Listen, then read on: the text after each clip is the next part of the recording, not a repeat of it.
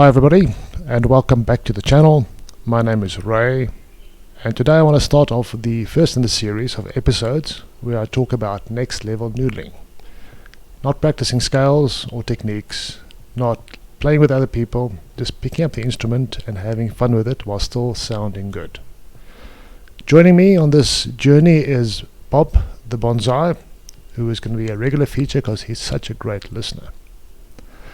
Now, being able to noodle effectively has been an end goal of mine probably since I started playing guitar, and I think I finally found something that works for me, so I want to share that with you.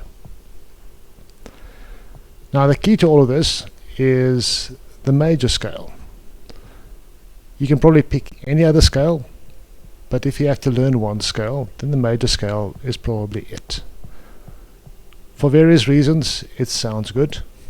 And secondly, it's just really good knowledge to have if you want to take your music career further.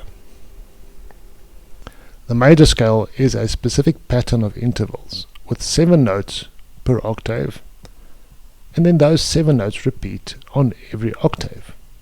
So you really only need to know those 7 notes and then they repeat.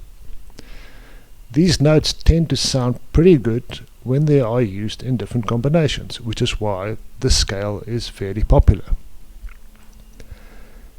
If you learn this one pattern of 7 intervals, you can play any note on the scale anywhere on the fretboard and it will sound good. It may not sound great, but it will not sound bad. Now, you won't have a bum note. Sounding great, however, is going to depend on, among other things, which notes you combine and how. But that's something we'll address in a different video. The first step on this journey is learning which of these notes you can play anywhere on the fretboard and sound good. Let's have a look at the guitar fretboard. In popular Western music, we divide the octave into 12 notes that are equal distances apart. This is called the chromatic equal tempered system.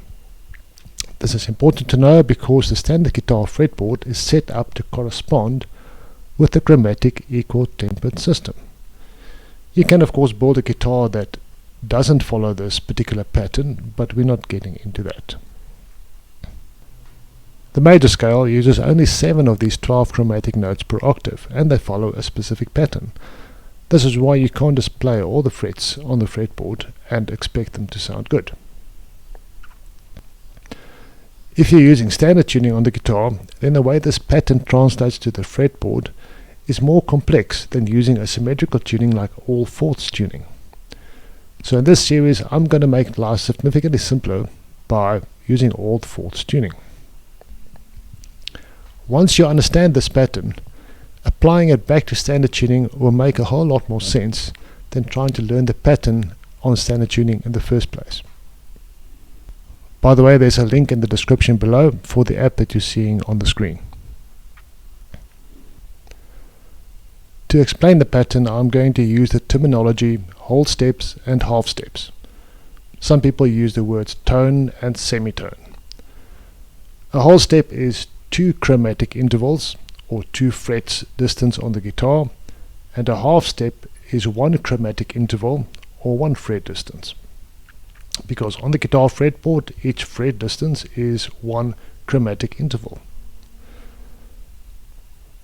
The major scale in the Ionian mode, which is what most people refer to as the major scale, has got the pattern starting from the root, which is red, of root, whole step, half step, whole step, whole step, whole step, half step, and we're back at the root.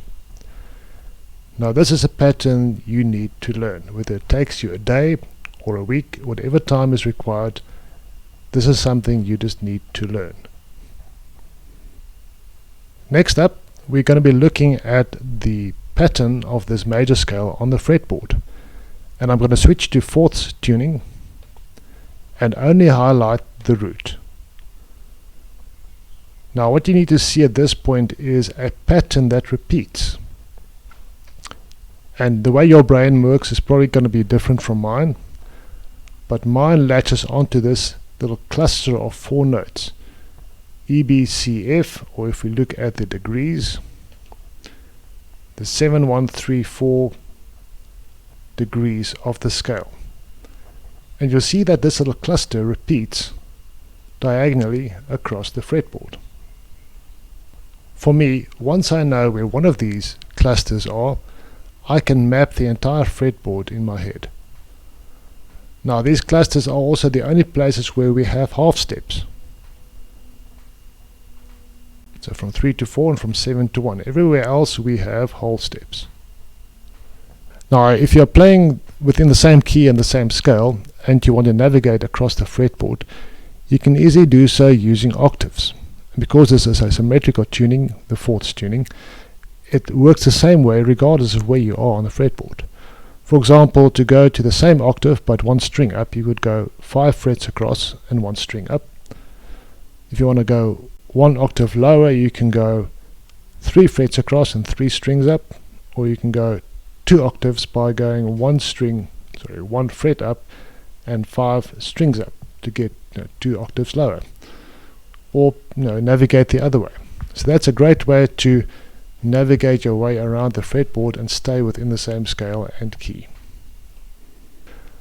The next thing to notice is that there are several positions on the fretboard where you can play the entire scale using just 4 fingers and without moving your hand on the neck. For example, if I look at here fret 7 to fret 10, the entire scale is available to me in 2 octaves or 3 octaves without me having to move my hand along the neck. Another nice thing to notice is if I'm going from my pinky finger on the 6th string, which is at this point a 2, and I move to the 3 of the scale, this is a whole step. So you go from your pinky finger to your index finger, or your 4th finger to your 1st finger. That's always 1 whole step. So if I'm ever looking at running out of fingers and I want to go to the next whole step on the scale, that's as simple as just going from your pinky finger to your index finger, or vice versa. Now, if I switch to standard tuning, what you'll see happen is these first 2 strings are going to move around. And what that does, that breaks the pattern. Now, initially that is a problem, for me anyway. Later on you start getting more familiar with these patterns, and you understand that on the first 2 strings you just have to shift everything up by 1 fret or a half step. That's why I said earlier, once you understand that there is this pattern for the major scale, to then adjust it for standard tuning is a bit easier, at least for me. Alright, so let's recap. 1. Learn the major scale intervals. And 2. Learn the pattern of the major scale on the fretboard using all fourths tuning. Now, to switch your guitar to all fourths tuning, you can either turn the first 2 strings E and B up half a step to F and C. So if I look at the fretboard and we go to fourths tuning and we have the notes, this is normally E, B, G, D, A, E under standard tuning.